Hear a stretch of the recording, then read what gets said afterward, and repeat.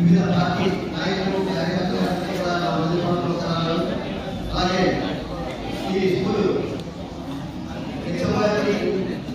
ఉపాధ్యాయులకి కూడా నా నమస్కారాలు. అలాగే పిల్లలందరికీ కూడా నా ఆశీస్సులు.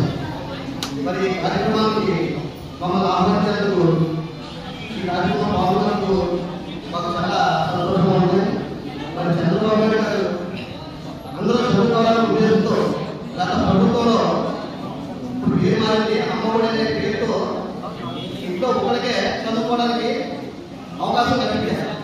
కానీ ఇక్కడ చంద్రబాబు నాయుడు గారు పిల్లలు ఇంట్లో ఎంతమంది ఉంటే అంతమందికి కూడా తల్లికి వందనం అనే పేరుతో మరి చంద్రబాబు నాయుడు గారు ప్రవేశపెట్టడం జరిగింది. అంటే ఇంట్లో ఎంతమంది పిల్లలు ఉన్నా చదువుకోవడానికి అవకాశం ఉంటుంది.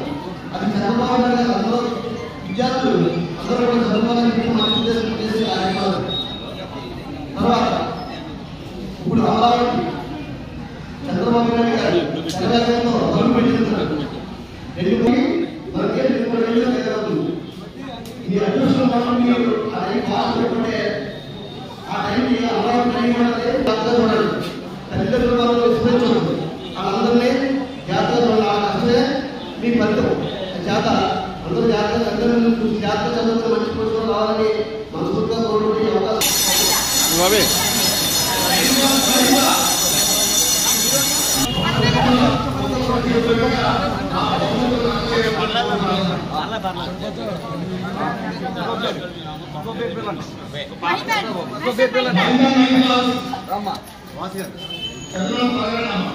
అది అలా ఉన్నది.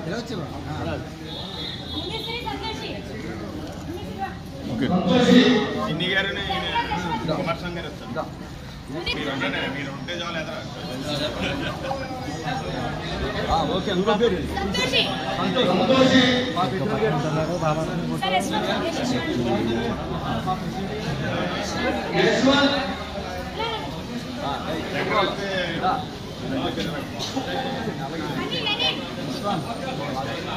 ఇంకా బ్యాగ్ సత్యనారాయణ గారు బాబు